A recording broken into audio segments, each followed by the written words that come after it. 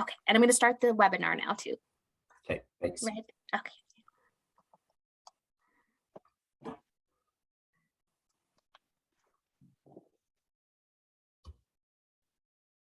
Welcome, everyone. It's great to have people join us. We've got lots of people signed up for the webinar today, so hopefully people can all join us over the next couple of minutes as we start and as we introduce. So thank you for joining this webinar, part of our Level Up series. The topic today is digital advertising, building on some of the earlier topics, but lots of great new information for you today. We are reaching the end of our 12 separate workshops that are going to be starting again on May 2nd, but we're kind of getting towards the end. So I believe we have one more after this. That's right, Kelly, yeah. One more after this before we start again on this cycle at the start of May. Before I go any further, I'd like to acknowledge that in the province of Alberta, we're situated on the traditional territories of Treaties 4, 6, 7, 8, and 10, ancestral homeland of diverse First Nation groups, Métis and Indigenous people, whose ancestors have walked this land since time immemorial, and whose histories, languages, and cultures continue to influence our vibrant community. We pay respect to the Indigenous people of this land, past, present, and future, while recognizing their cultural heritage, beliefs, and relationship to the land on which we reside.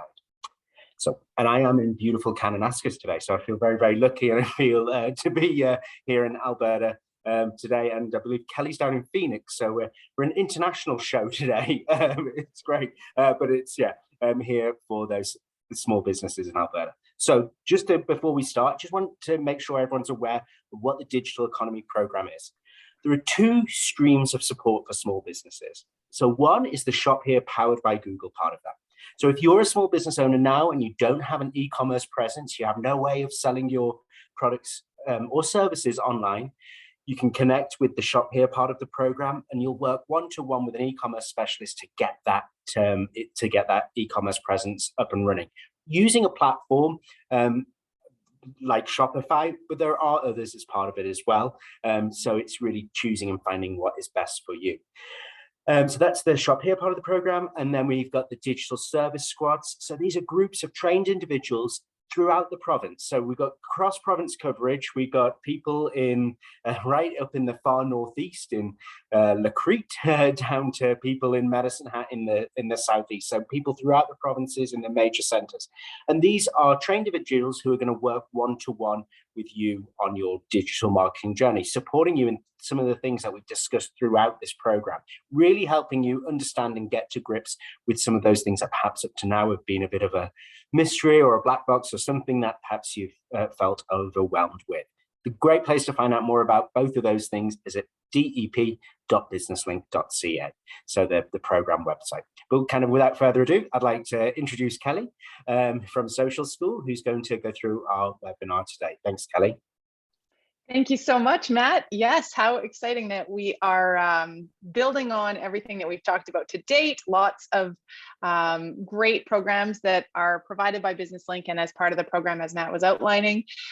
For my part, it's been a just enormous thrill to be with a lot of you on a recurring basis. We see familiar names, and I think, you know, an understanding of the fact that we've built sort of topic after topic and gotten a little bit more sophisticated along the way.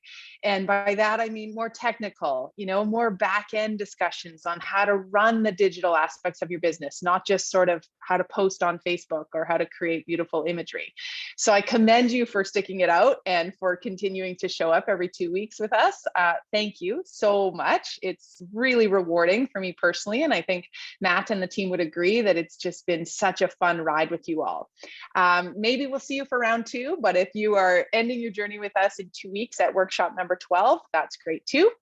Today, we're addressing digital advertising, and we've teed this one up a lot over the last 10 workshops. And we actually also started the conversation 4 weeks ago on workshop number 9. That was called social selling. And if you recall, or if you're a part of that, we started talking about how to dab your dip your toe into paid content on the internet. So whether that was promoted posts on Facebook and Instagram, or audience targeting on LinkedIn, or even just starting to wrap your head around having a budget for paid content.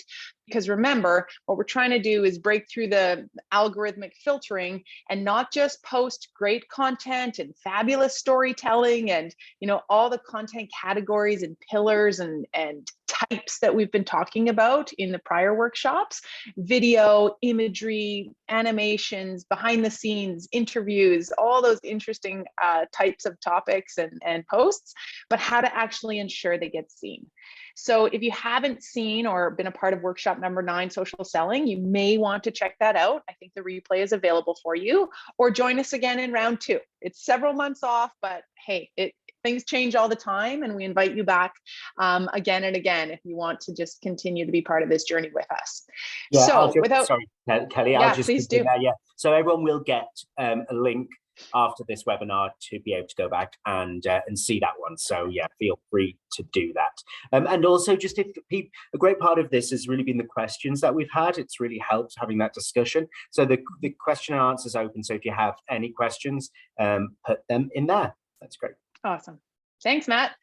And, if you're brave enough and you feel like sharing, we'd love to know as well if you are advertising on Facebook, Instagram, LinkedIn, Google, any kind of paid content, or maybe, more robust campaigns that you're running. Are you finding them helpful? Share with your peers what your favorite platform is. There's no shortage of trial and error needed here, or at least experimentation and iteration, because different platforms work better for different types of businesses, for different regions, depending on how big or small your area is and how many people are on LinkedIn in your town or Instagram in your city or whatever it may be.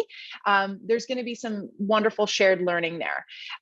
Oftentimes at social school, we'll find ourselves, our team will say, hey, did you hear about that new feature or that new audience targeting or ad, filtering type of, feature available on Instagram? You go try this weekend. I'll try that. Let's meet back on Monday and see what worked, or let's compare notes. So as we know, it's a wild west right now of everything digital marketing, and sharing our learns and our experimentation is absolutely the best way to go. So we're going to look at Facebook Ads Manager, and of course that builds on our introduction into Facebook Business Suite in workshop number 9. And Business Suite is where we manage our pages, our people, so who's got access and who doesn't, our ad accounts, our pixel, and then of course our ad campaigns when we're ready to start building those. So Ads Manager lives within Facebook Business Suite, and that's what we're going to talk about today. Audience targeting is the other big thing. We touched on this in social selling, workshop 9, because that's how we start to, promote our posts or boost our content to the right people. That's that little blue boost or promote this post button you see in your feeds on Facebook, Instagram, and LinkedIn. And it's a quick and easy way to engage in paid content. But first things first, you have to build your audiences. Otherwise, you're blindly boosting your posts to women aged 19 to 45 who like wine. We're not doing that. We're going to get strategic with our audience targeting before we spend a dime. So those 2 places within Business Suite are what we're going to look at today: Ads Manager and Audience Manager. And then we're going to map out some campaigns. Whether you're ready to start advertising or not, we're going to employ the same type of cold, warm, hot targeting in our ad campaign mapping and building that we do with our audience targeting. It's the funnel. It's those cold leads at the top, people who haven't heard of you yet, into the middle where they're warmed up, they know who you are, but they haven't bought or engaged with you just yet. And then the hot leads, they're ready to go. They're repeat customers. Their cart is full, but they haven't checked out. How do we get them to convert? And ads do that exact same thing. They take us through the journey or the funnel in the same way that the audiences would. So we'll end with looking at some campaign creation and whether you're ready to start advertising or not in Ads Manager with sophisticated ad campaigns across Facebook, Instagram, LinkedIn, and of course, Google, or you just want to start wrapping your head around it. I absolutely encourage you to go either route. So we've been talking about a lot of paid content at Social School for a while, and part of that is because it's not that I want you to, send more money to Mark Zuckerberg, as I've said. It is that we want to ensure that we get seen, and the people that are winning on social and in their digital marketing efforts are doing just that. They're not just creating pretty pictures and nice looking sound bites and captions and quotes.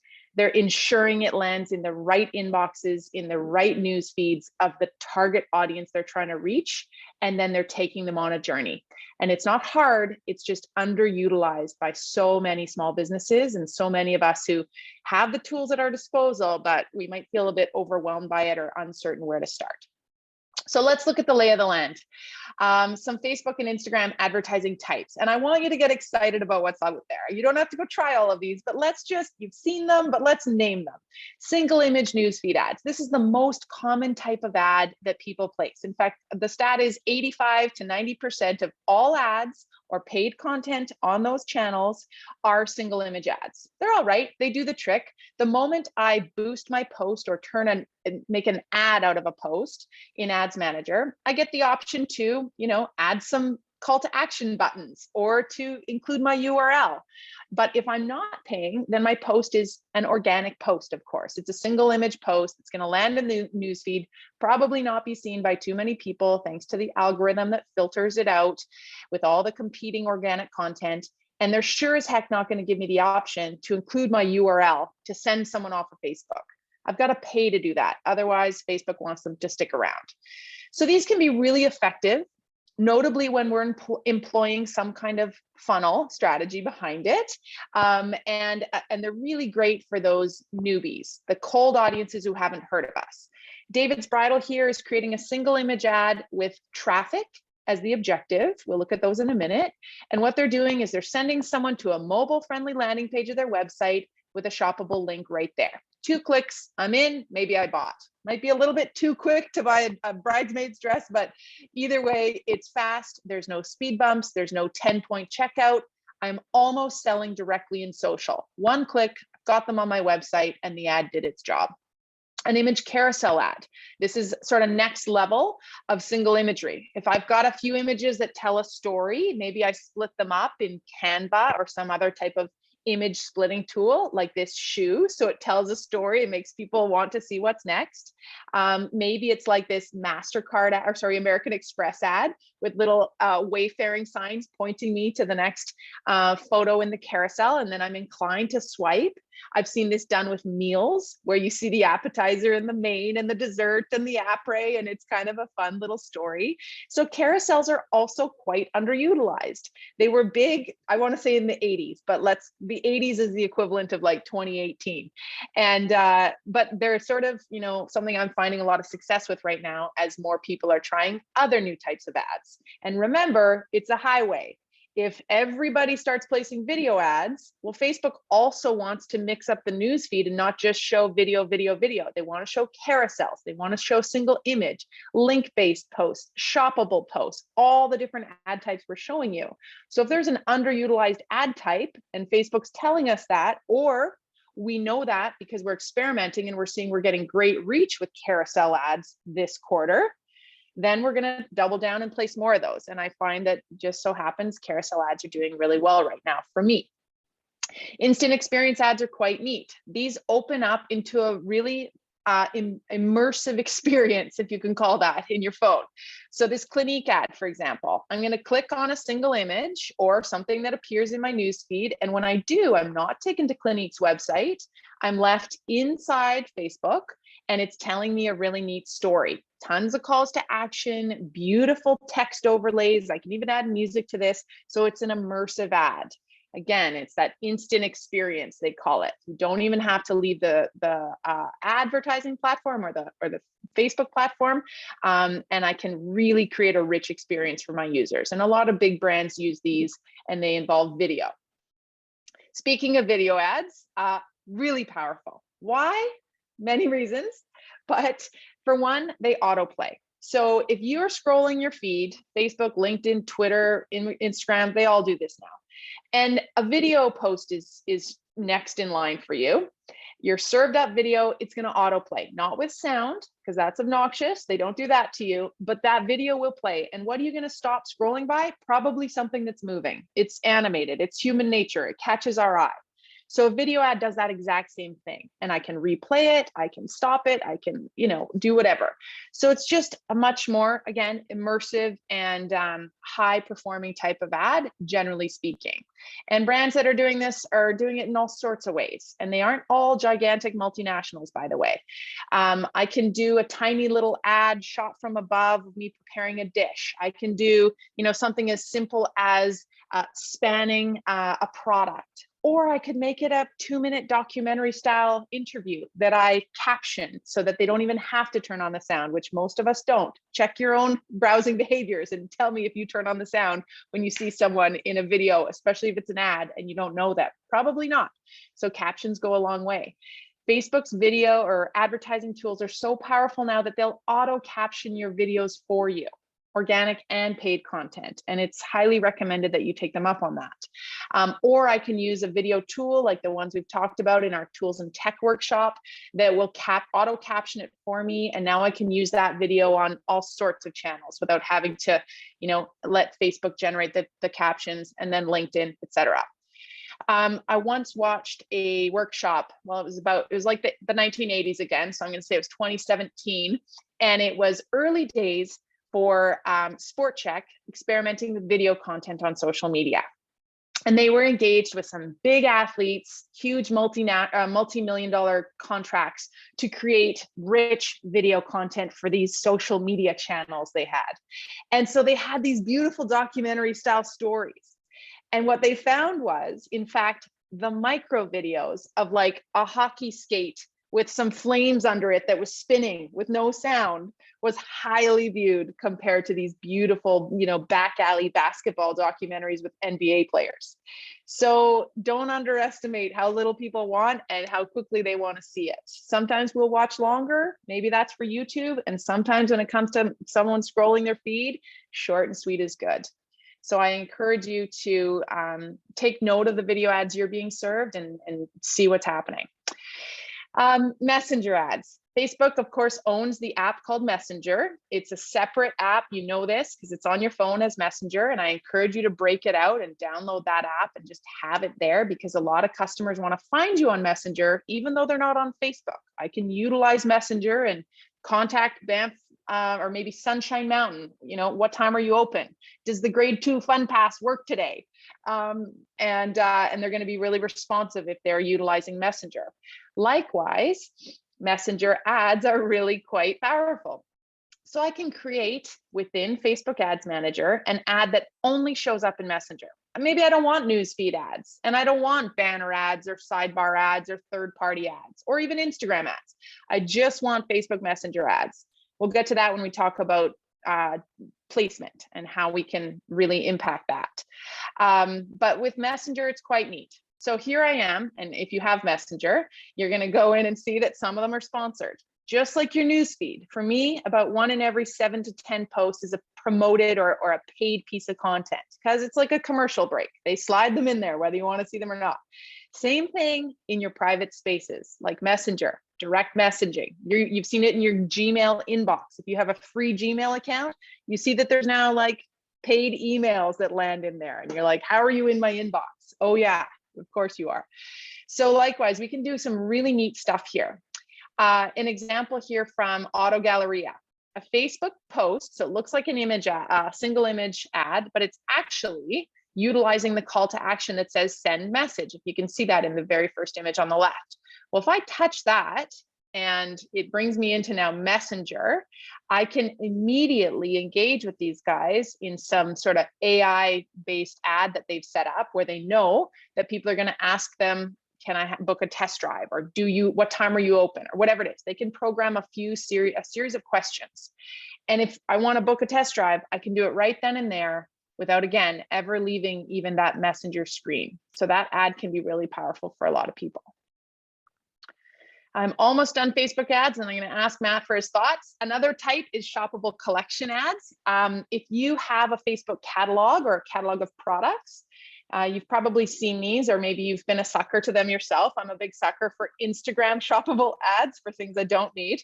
But you can touch on a photo in your newsfeed and you'll see it light up with the purse price or the couch price and the chandelier price. And then I can shop right there. Once again, I'm in their Facebook catalog.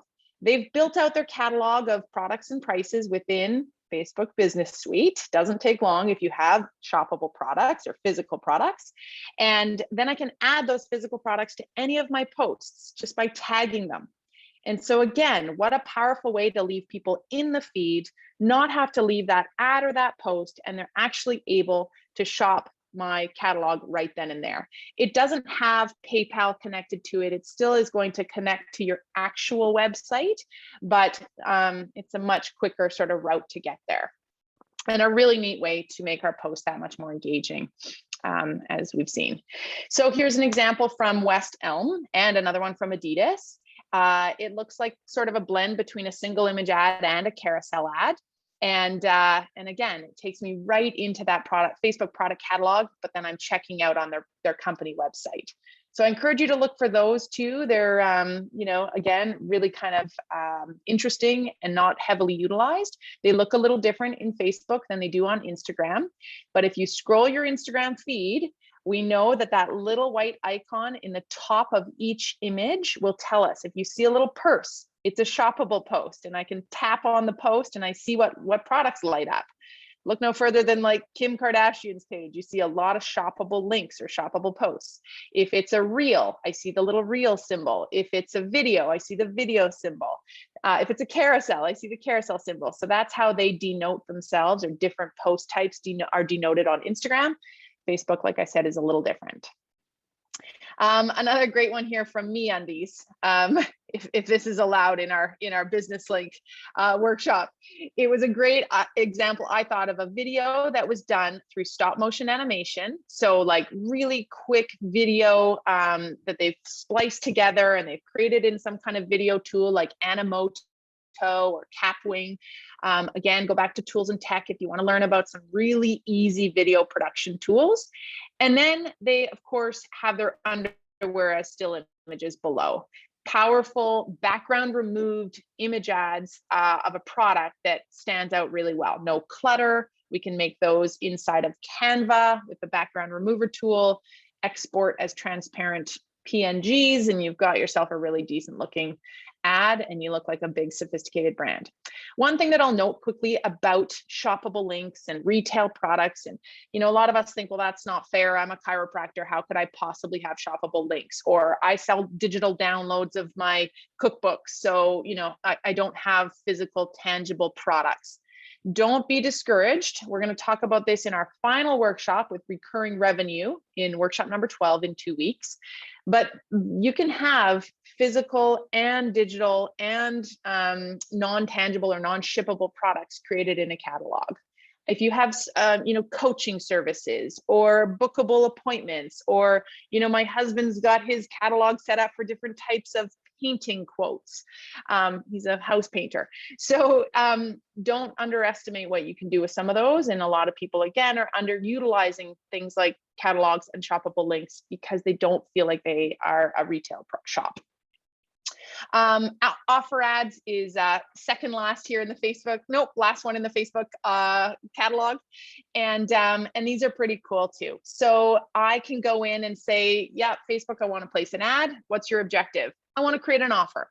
I want it to be for a sale of my sunglasses or my chiropractic services or a giveaway or whatever it is. And I can, follow the prompts and create some kind of really cool, highly incentivized ad that generate some kind of offer for my fans and followers and my non-fans. Remember that what's neat about Facebook and Instagram and LinkedIn advertising is that now I'm reaching non-fans. So not just the 42 people that like my page or follow me, or the 4,000 people who I'm barely reaching with my organic content, but I'm going to go outside of that range because I'm paying to reach people in an audience I've designated. And that's where we find new buyers, new followers, new prospects. So unlike a billboard where they're going to see it once and never see you again, I have a great opportunity here to reach people with an ad, make them aware of what I do and who we are, but also want to make them stick around and come back for more. Follow our page, get in touch, go to our website. It's all very actionable. Matt, do you have anything to add before we look at some Instagram opportunities? No, I mean, the comment really is, that's Facebook ads alone, and we've got kind of 7 choices there. Like I always, with the audience that we have and the small business owners that I know, I do worry about kind of like overwhelm. Like, where do I start? What do I do? Yeah. Like, do I need help? Like, should I be going to someone else for this? Like, should people or should they start it themselves and try it out? Yeah, it's such a very, very valid point. And it's why this workshop is number 11. We are on the sophisticated end of digital marketing here right now, everyone. It's the same with search engine optimization, or for me, learning anything finance related or whatever it is. It's new, it's different, it's uncomfortable. With these platforms, however, I will say that they're built for people like you and I. They're built for business owners and small business owners with small budgets. And while the thing that drives me crazy about Facebook Business Suite is that it continuously layers on features and options and opportunities because it has to please the agencies that work with it. So, the agency charged with Cabela's $5 million annual Facebook advertising budget, as well as the mom and pop shop that has a $500 annual advertising budget, and they have to do it themselves. So, if you get familiar with the platform and remember that it's supposed to be easy to use, but it's not going to perfectly make sense on first glance, you're going to return to it. You're going to start with a small budget. You're going to utilize some of their testing tools so you can make a mock campaign before spending $1 and just see how it performs. But the people that do well with this kind of thing, with digital advertising in general, and they're doing it themselves in-house in a small business, are the ones who commit to it. They just familiarize the heck out of the platform with themselves and their team, and they feel confident about the ad types that they're running, the audience they're reaching, and the way that they're evolving their spending or their campaigns because they're learning from it. And I guess what I would say is the alternative is to say, hey, Jack FM, I need to reach people. Let's try radio. Oh, yeah, they won't be, you're telling me I should spend $50,000 a year. I'm going to reach all sorts of people. Okay, you can go that route. Big budget, small budget, but you're never going to be in control of it. And as I mentioned, it's tough to reach people on a recurring basis when we're doing traditional advertising. And I would never disparage it, but I worked in it. I was in journalism for a long time. We need traditional media and we need to advertise to keep it alive. However, with digital advertising, the tools are at our fingertips and we can adjust or duplicate or turn up or turn off whatever's working, whatever's not, and learn from it. And I promise you, it becomes really rewarding. Even if this isn't second nature to you, it is the most underutilized aspect of digital marketing right now. And if we're going to spend time on generating beautiful content and storytelling and blogging and email marketing, but not get it seen, that's the waste of money. And that's where people get frustrated. So much there. I agree. Yeah. And I think that's, you have to start somewhere with it. And I think even if your plan is to outsource this, you need to understand it yourself, because how well can you do that if you don't understand these basics? Like, how do you make a choice of who to go with? I just think it is, and there is so much great information out there. Obviously the stuff on Facebook itself, but you can go on YouTube and guide through step by step. But I suppose it's just being comfortable with the fact that there's going to be a learning process for you as a business owner. Yeah, there really is.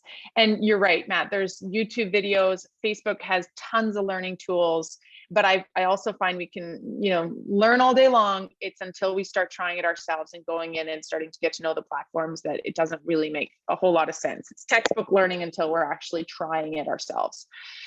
Okay, let's look at Instagram. Very similar. The reason I started with Facebook and the reason I often talk about Facebook Business Suite is because it's the Mac Daddy. It's like, understanding the entire lay of the social media or digital marketing land or advertising land, and then starting to, utilize other platforms if you think they make sense. And they're so much simpler to use. So if you can nail Facebook Ads Manager, you can do any other advertising on the internet with your eyes closed.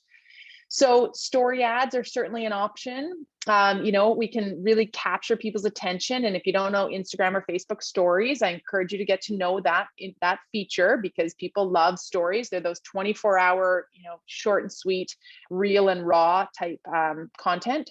And we can send them elsewhere. Gary Vee likes to capture people in Instagram and send them to Facebook. I don't really recommend that, but he does it for his own reasons. He likes to keep people circling all through his content channels. But for most of us, a story ad now gives us the option to have, again, a URL that we can send people to right away and hopefully do what we're meant to do when they get to our website. See last 2 weeks ago's webinar, websites that work. If you need to ensure that when they get to that site, which you've really worked hard to get them there, that the website performs. Instagram story carousel image ads, just like they sound, but really neat things we can do here. We can add those Instagram stickers to our Instagram story ads. So you know how you've got stickers, polls, questions, really fun little features or items that you can add to Instagram stories. You can do that with your ads as well. So building content or intrigue, building personality, story ads can be a little bit more, laid back perhaps, or just fun, because that's what stories are, again, real and raw. Maybe you want to build on it like this company's doing. Maybe you're creating images in Canva like this one, where there's, a reveal happening. And so people tap, just like they do in stories, to see what it is you're talking about. So building intrigue, building engagement, personality. We may not be really highly direct selling from Instagram like we are on Google ads, where people are generally more transactionally inclined. If I'm Googling something with the intent of finding my solution, I'm probably ready to buy or book. Whether it's, whatever, you get the idea. Whereas if I'm on Instagram and Facebook in the first place, I'm there to be entertained for the most part.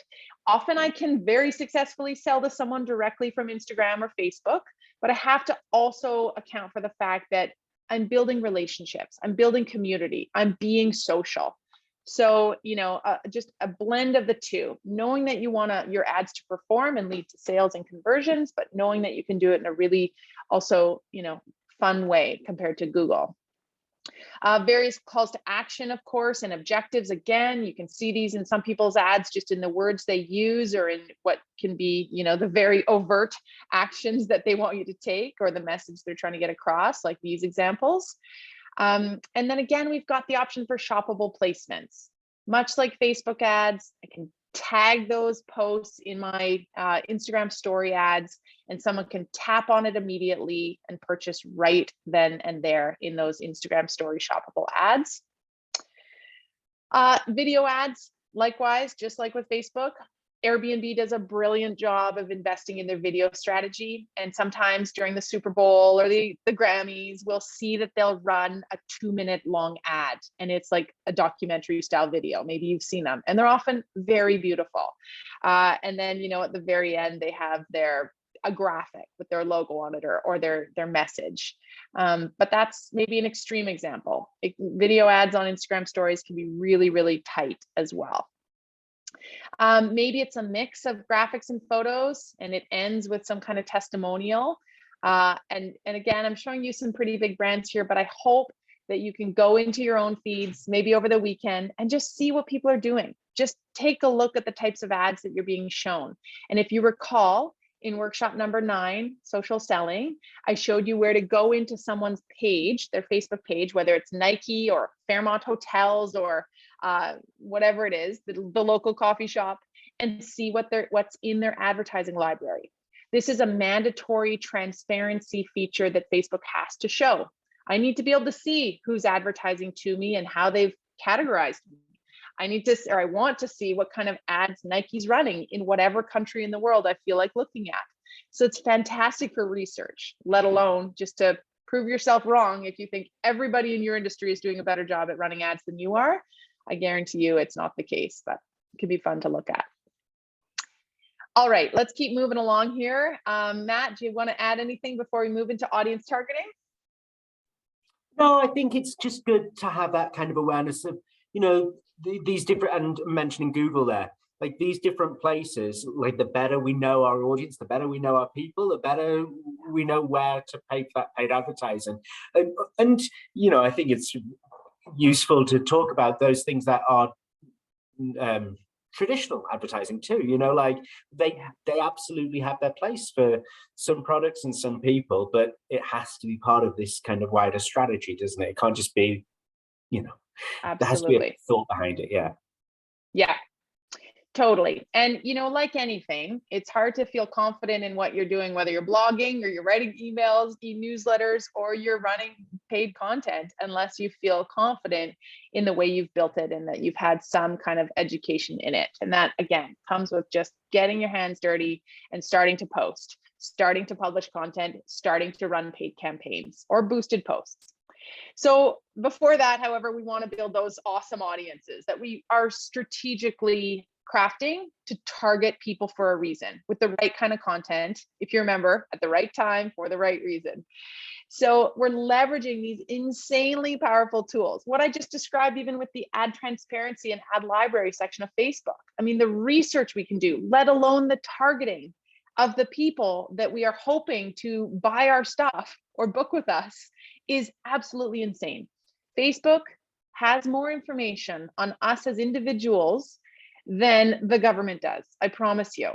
If you are on the internet, you have any social presence, you have any kind of, you know, user behavior and what you click on, what you engage with, what you like, how you comment, the pages you follow, they form a profile on you. Happens pretty naturally. And so as advertisers or small businesses, big businesses, we'd be crazy not to utilize some of these free targeting tools and spend as much or as little as you like to leverage them. So what we like to do is, again, take the same things we've talked about when it comes to, you know, creating organic content as we do when we're creating paid and ad type of campaigns. So the journey of taking a prospect or a stranger, they may not even know of you yet, but they know deep down, or they're looking for what you have to offer. You reach them and you build awareness with them. These are our new leads. In an advertising world, this is our cold campaign, sort of the always on biggest spend. So I'm always, if I'm smart, running some kind of paid content or campaign, or maybe it's just once every quarter for a few weeks where I'm prospecting. I'm generating new leads for the top of my funnel. And then of course they move into the people that are interested and they want to be moved along that journey, or we want them to. They're trying to reach their goal, to find the right dentist, to buy the right car. And we're trying to ensure that we're the ones that keep showing up at every stage of their buyer journey or their customer path. And then of course, getting them to take action at the bottom. So in Audience Manager, we go on in, and this is one of the many great tools inside of Facebook Business Suite. We've talked already about the settings where we build our page, add our ad accounts, add our people. And the next logical place to go here is called Audiences. And if you notice in this same place, you see Ads Manager at the very top. So those are those two places we're talking about today. So Facebook, we're going to talk about 3 audience types, and they correlate exactly to the funnel I just showed you. Facebook calls it saved ad audience types. We call it cold. And it's just what I said. These are based on some very kind of stab in the dark type of parameters. Where do they live? How old are they? What is their gender? And maybe some baseline interests. But we can't really go too deep into some of their psychographic or motivating factors just yet. We don't know those. We don't know if they clicked on our ad. We don't know if they've been on our website. We just know, you know, that they live in Jasper and they love to ski. Next up would be what Facebook calls a lookalike, but we call it a warm. And this may be, you know, people that know us or have liked or shared our content. Maybe they bought from us a year ago, but haven't been back, or maybe they're on our mailing list. You know, just different types of things that would indicate that they are aware of who we are, but they haven't taken action yet with us. That's in the middle of our funnel. And then the bottom of our funnel would be our hot audiences. And we have to reach these people too. And a lot of companies will engage so heavily in cold advertising. You know, it's the billboard on the highway where we're like, hey, I'm here, and then nothing. Hope they come back. Well, they're not coming back. You know why? Because you planted the seed about electric vehicles in their head, And then they went and did their own research, and all these dealers showed up for them where they could do test drives and they could learn more and they could talk to someone and they could feel important and get them to the finish line. But you disappeared. You set the stage, and then other companies engaged. So we want to make sure that we have a strategy at all levels. And again, this doesn't just apply to paid campaigns. This applies to general content. Show up for them wherever they are in their journey. And if you're feeling overwhelmed, that can literally be as simple as, I'm showing them some content on Instagram, and when they get to my website, they can sign up for my e-newsletter. And that's where I'm going to engage them as a warm or a hot buyer with regular e-newsletter content to show them that I care, to engage with them, and to answer their queries and questions and get them to convert. So it doesn't have to be multiple millions of stages or anything too complex. Okay, so we would go on in, and here's your 3 choices. That's what it looks like in Facebook Ads Manager, and it's going to really walk you through it. The customs, the lookalikes, the saved audiences, and it becomes pretty straightforward if you just patiently kind of follow each step. Remember, Facebook's trying their best to make it easy for you and I to spend money on their platform. It's not in their best interest to overwhelm us entirely. So if you follow all the steps, you'll generally find yourself well on your way to creating an audience that you think is powerful. And I do recommend beforehand to map this out on paper.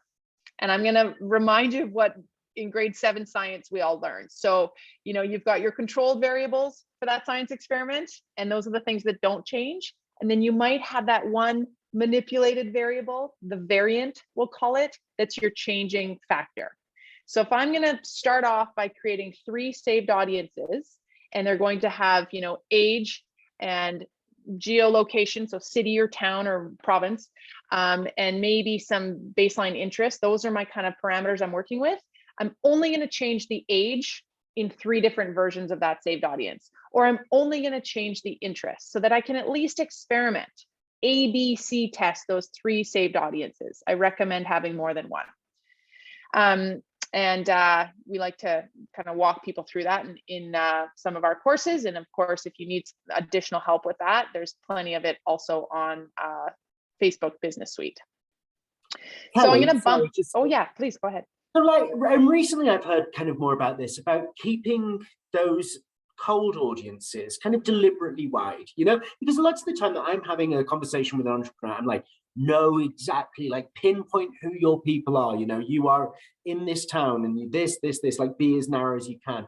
But you kind of what I've heard, and I'm interested to get your kind of view of like, Facebook is clever enough to, if you give it the width, trust the algorithm, and they will show the adverts to the right people. Like, I don't get many ads for Mercedes because Facebook knows that I'm not a Mercedes, I'm just not there, whether they're fencing that or whatever. But yeah, don't kind of restrict Facebook so much, particularly if, I know this for some small communities, if you make that target audience so tiny, you're likely to perhaps miss. Yeah.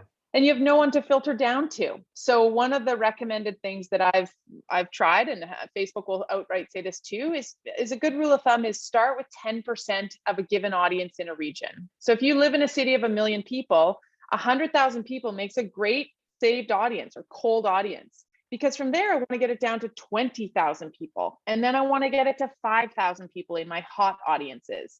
And the reason for that, of course, is because of those 100,000, or that 10%, not all of those people are candidates for what I have to sell.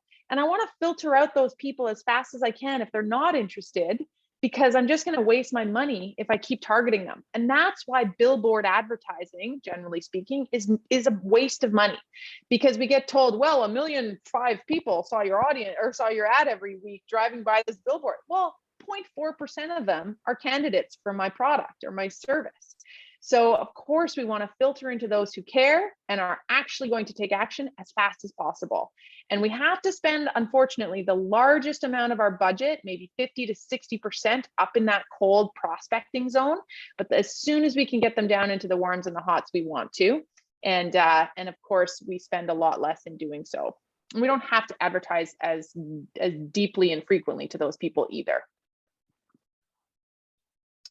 Thanks, Matt. That's a great question. Okay, Yeah. so I did pop next to audience number 3 here, and there's a reason for that, the so-called hot audiences. And I'm going to keep moving along here because I'm talking a little too much. I apologize. But what we're talking about here are sophisticated audiences that are, again, they've shown interest in you. And Facebook gives us some really great options of tools and hot audiences to set up. The most powerful one is website traffic. So we're going to pick our source if we're creating a hot audience, and I'm going to say, yep, it's people that were on this page of my website within this number of recent days, and they did or did not reach any other pages, perhaps like my checkout page or my thank you page or whatever it is. So in order to do this, we have a pixel installed on our website. We talked about that in our social selling workshop, and it's a really powerful way to build a continuously updated audience of website traffic. And it's the exact same reason that you and I feel like we're being followed around the internet, because I clicked on that IKEA picnic table the other day and now it's everywhere. Well, they have a tracking pixel on that page, and my IP address has now been stored and tracked, and a cookie placed on my website, and I'm going to now be served with ads about that exact same table. Are they crazy to keep advertising to me if I now go buy it? Yeah, they are. And you've probably seen that happen too. You think, I've already bought this table, stop advertising or emailing me about it. But what they're smart to do is then also have exclusionary audiences for those that have taken the action they want them to take. I know that sounds daunting, but I just described in 2 minutes what takes, several weeks to figure out and build. So I'm trying to plant seeds here for you. And if that sounds like something you want to engage with, then you should be exploring pixel-based traffic audiences. And there's, again, no shortage of additional tools and learnings on the internet to help you with that. Customer list is a second most powerful hot audience type. And it sounds too good to be true, like it should be illegal, but I promise you it's not. If you have garnered these email addresses from your customers or subscribers legally, then you have the right to reach them with email marketing. You have the right to reach them with a follow-up thank you email, and you have the right to target them with ads. It's just another type of placement. So I'm going to upload my customer list. Facebook is going to match it to those email addresses they have in Facebook. And there's often a 50 to 75% match rate. And now I have an audience to advertise to in Facebook. And how smart am I to do that? Because they're on my mailing list, but I'm going to also hit them up on Instagram or Facebook, because why wouldn't I? That's where they hang out. A third type of audience, if you want to dabble in the hot audiences, but you don't have a customer list or website traffic just yet, is Facebook sources. So I can create an audience of people who have engaged with my Instagram videos in the last 7 days, or who have liked my videos on Facebook or my posts in general, or clicked or engaged with my ads. That's the source. And I can get really specific with it. And now, again, I've got some form of hot audience of people that have engaged with me. Why wouldn't I reach them again with some kind of ad? So just consider this as another sort of option for you. I can even pick which videos I want to, if they watched X and Y video, I want to target them with this ad. If they watched this video for 3 seconds, 30 seconds till the end, I want to target them with this type of ad. Really powerful stuff. So again, we have demos at Social School, but there's plenty on the internet as well on how to build these. Just YouTube is chock full of them, of people wanting to show you step-by-step demos on how to actually get these built. But I encourage you to just get in and try. It's not too complicated. Might sound like it until you get in there. You'll see what I mean. And then the final one is the easiest to set up, and it's warm. So once we've got our hot audiences, what we're doing is we're going back to the warms and we're saying, okay, I'm going to create a lookalike of those guys. So I just built a custom audience or a hot audience of people that were on my website in the last 30 days. But now I want to also do that with people that live in the USA who were on my website, or who look like the people that were on my website, but they live elsewhere, or they're a different gender, or they're a different age demographic. Maybe they're, I'm using my email list audience, and I'm creating a lookalike audience of people with similar browsing and interest behaviors, etc., that Facebook can create for me. It's exactly as it sounds. It's a lookalike. It's not exactly those people, but they look quite a bit like them. And then one last type of really powerful audience that I just want to quickly show you before we look at ad campaign building is what we like to call micro geo-targeting. This is absolutely one of my favorite audience types. So I can, it's actually a saved audience type.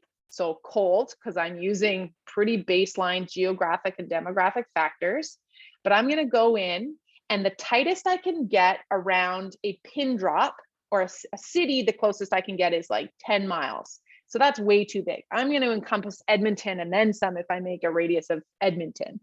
But if I drop a pin, well, now I can get within 1 mile. So it's sort of based on, as you can see in this image, the latitude, longitude, pin. But I can still only get to with 1 mile. Well, what if I just want to target a specific building? So in one case, I was running an ad campaign for social school, and I was trying to target graduates of Bow Valley College, Mount Royal University, Grant MacEwan, U of A, U of C, that had finished some form of maybe digital marketing training or degree or diploma program. And my whole campaign, being a little bit cheeky, was like, great, now you've learned the textbook, come and learn real world how to do it. Like, let's put your knowledge into action. So in this example, I was targeting Bow Valley College, and I knew exactly the block that it resides on in downtown Calgary. So I dropped my pin on that building. But then I had to create exclusionary pins around it. Those are the red radii, to make sure that the City Hall and the downtown library and the East Village was all excluded. So I've got this literally audience that is dropped on that building precisely. And then I've excluded everybody around it. And then in the left there where it says locations, I chose people recently in this location. I could choose people living in this location, people traveling to, and believe it or not, that all has to do with cell phone tower pings. If people drove by and their cell phone pinged that tower, well, that's not maybe who I want, or maybe I want people that live there regularly. So lots of choices there. But in my case, I chose people recently in this location. And then the further thing I layered in, because I don't want the people in nursing school at Bow Valley College or police training, I want digital marketing interests. So I layered on the interests, and I was able to get a really powerful micro geo-targeted or geo-fenced audience that worked really well. And when I compare the use or the performance of this audience for even a single image, boring old ad, it was incredible compared to what it would have cost me to drop 5,000 flyers off in Bow Valley College, which probably would have all been dumped in the garbage, or to do some kind of Canada Post mail campaign or a billboard. I'm reaching 1,000 people for less than $5 at a time. And now we're apples to oranges when it comes to digital marketing versus traditional. And the last example I'll say or suggest to you for micro geo-targeting is trade shows and conferences.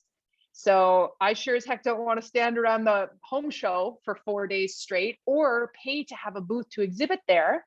But I know that it's going on in Calgary from April 14th to 20th. And I'm going to set up my micro geo target to target the BMO Center or whatever, Stampede Park, for a specific amount of time with people of home renovation and decor interests. And every time they walk in that building, or they're standing in line waiting for the bathroom, or they're ordering a coffee, or in the week following when they're at home, I'm going to be targeting with them with my ad. And I've spent maybe $400 versus $4,000, and hopefully had some really lasting returns versus those that were physically present at the event. I know we don't have a lot of time, but I just love that. I've not heard that before. I just think it's so cool that I would love to think about how businesses could get creative in doing that, using things like that. Yeah. Awesome. Thanks, Matt. I agree. Okay, so I'm sorry I spent so much time on that, everybody, but audience targeting is the most important thing here. It's the way you're going to not waste your money. From there, building ad campaigns is not difficult, and I'm going to cover it quickly here, but again, not wanting to overwhelm too much. So when we go into Ads Manager now, because we've covered Audience Manager, and you need to play with it and try it out and start with 12 audiences. It's why our activities in this workbook for this week are mapping your cold, warm, and hot audiences. And I already showed you this screen, but hopefully on paper, again, before you go build these crazy audiences and you add tons of things to it, you have to map out that science experiment. Know your controlled variables, know your variant, and then build those out, or know what your source is. for that hot audience, whether it's going to be, people that have engaged with your content or a pixel-based audience. Okay, so from there, building our ad campaigns is fairly simple. Again, if you can learn it in Facebook, Instagram, you can do it anywhere. And the way it works is that at the top level of the ad campaign building hierarchy is our objective. So this is where I declare, well, I want website traffic, or I want brand awareness, or I want video views. And guess what? They align with the cold, warm, hot. So those are our labels. Facebook's not going to tell you this is a cold ad type or ad objective, but just know it kind of makes sense that if I'm on the left side, I'm talking to people that don't know me yet. If I'm on the right side and I'm trying to generate sales from my catalog, they probably are familiar with me. So start on the left, start with cold ad campaigns that are just brand awareness. And to be honest, the only two objectives I usually use are awareness and traffic. I either want them to get to know us or I want them to click and get to my website. So don't feel like you have to try them all at all. And when you're in Ads Manager, I have a lot of campaigns there because remember, this is what I do for a living and I experiment so I can turn around and teach it. But that green button will walk you through the process, and it's in Facebook's best interest to make it as easy for you as possible. So you're going to declare your objective, what do you want to achieve? From there, where do you want it to appear? You get to select your placements. You can click on all of the ones and it'll just serve it up for you on multiple Facebook placements, or you can just say, nope, I only want it in Facebook Messenger, remember, or I only want it on Instagram stories. And then it's a matter of how long, how much you're going to spend and who's it for. You've already built your audiences, so that's awesome. And in your head, you know that this ad campaign is for this audience. So you're kind of reverse engineering, and it's going to, in one screen, get you to determine all of those things. And then very importantly, but this kind of sums up the last several weeks that we've been talking about, what do you want to say? And this is where the assets come into play. There's a shoppable ad for you right there, you can see, but just kind of crafting out what those ads might actually entail from both a visual and a written standpoint. I'm going to end with 3 examples of an ad here, just to make you see sort of how simple it is, even though I maybe have overcomplicated it. But the cold ads, your awareness objective is simply awareness. The metric that will result from that is cost per mil or cost per 1,000 views. That's like I was suggesting with my Bow Valley College ads, $5 or $10 per 1,000 views. Amazing. And then the ad type is a single image ad here. And it's very, very introductory, as you can see in the copy. The warm ad. Kat Howell is an online marketer. She targets me all the time. The objective might be traffic in your warm zone. That's okay. Get them to your website. Well, now the metric that's automatically generated for you is cost per click. I always aim for $1. How awesome is $1 per click? Great. Maybe you can get it at 20 cents, but if it's $13 a click, you got to switch it up a little bit. And then a hot ad might be that highly converting scarcity, timeliness, really pointed copy that's like, yo, you left this in your cart, sales on now, or like come down today, or whatever it is. And we can really do that well. So I'm sorry that was a lot, and I know I flew through quite a bit of it, but it's something that has to be tried, and you have to familiarize yourself with it. But I say to people all the time, it is the biggest opportunity for brands to make inroads when it comes to getting seen and getting people to take action on social media. Perfect. Thanks. We've left a little time for questions. We've got like 3 minutes. Okay, awesome. Let's do quick fire. So how long should we let an ad run before we make edits and adjustments? Great question. If it's a boosted post, you can move it around a little quicker, but I'd say give everything at least 48 hours. If it's an ad campaign, I'd give it at least 3 or 4 days. The algorithm has to pick it up, see how it's performing, serve it up right. But just like organic posts, the better the content, as in the more engaging, the more on point, the more visually appealing, the better your results. So when you place an ad or a boosted post, it's going to give you a range. You might reach 2,000 to 4,000 people with this ad for that $10 you're going to spend. And of course, we want to get to the 4,000 end of that range. And the better it is, the more Facebook's going to serve it up to more people. They're going to reward you for a good ad, which is great. That's what we want to aim for. That's awesome. Lots of questions, and I can take this one around the resources, the webinars, things like that. So after this, well, by the end of the week here, you can get an email if you're attending today that's going to have a link to the previous webinars and a link to the resources that have been mentioned. So that's for those. A question which is kind of interesting, which was asked much earlier on in the webinar here, is what is the cost of Facebook ads? And it seems kind of an obvious question, but it's a difficult one to answer. Yes, well, I think the thing to determine is what's your budget, because the cost ranges. It's up to you. It's just like if I phone the TV station, I can say, what can I get for $10,000? What can I get for $40? So if I know that I have a monthly budget of $200 is what I would really recommend if you can. Pull that away from those trinkets or swag you're producing, or maybe the catalogs you're buying, and instead direct it towards, some kind of at least boosted content or ad campaigns. And you're going to start to see the return. So don't start spending money before you know what's working, what's not, or too much money. But be realistic. You're not going to get very far if you're spending $5 a month on Facebook ads. I'll tell you right now. I talked to a woman once who said her budget was $20 a month and she was targeting all of the US. It's like, well, your ad's going to get seen by 4 people and they're going to live in all different areas. You're not going to learn a thing about your ad performance or who's resonating where, and you're not going to see results. So, start with like very targeted areas and spend as much as you're comfortable doing and grow from there. Perfect. Thanks so much. And I could see the exercises Kelly's going through here, but so these will all be shared with you. They're all on the email that you're going to be sent. Thanks so much, Kelly. My pleasure. I apologize, you guys, that was so much. I know it was a lot, and it always is in our classes as well. But again, I hope that there were some things there that you saw as little inspirations that you could run with or get to know, and start whatever starting point makes sense for you. You're all at different stages of digital advertising, so it's a tough subject to cover, but I promise it's fun once you get into it if you commit to it. Yeah, that's great. Thanks so much, Kelly. We've got our next webinar, so like we say, the final in the series on April 21st, and it's on the topic of recurring revenue. So looking at those clients that we've fought and battled and paid to get, like we've spent money on paid advertising to get them, now making sure that we make the most of them once we've got them. Thanks again. Thanks for joining us, everyone, taking your time today, and we'll see you in 2 weeks' time. Thanks. Thanks all. Bye.